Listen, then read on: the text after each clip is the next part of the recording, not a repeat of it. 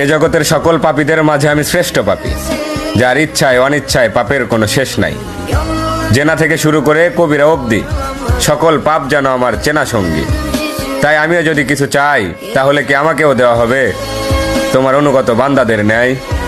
কেননা আমি শুনেছি তুমি রহমান, তুমি রহিম, তুমি এমন এক আল্লাহ যার কাছে চাওয়ার মতো চাইলে নাকি ফিরিয়ে দিতে লজ্জা পাও বান্দার হাত।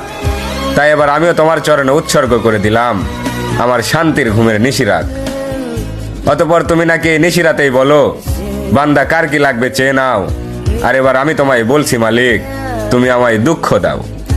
সুখে থাকলে হয়তো তোমায় ভুলে যেতে পারি, হতে পারি কারো কৃত দাস, কারণ আমি আদম সন্তান, পাপ করা আমাদের পুরনো অভ্যাস।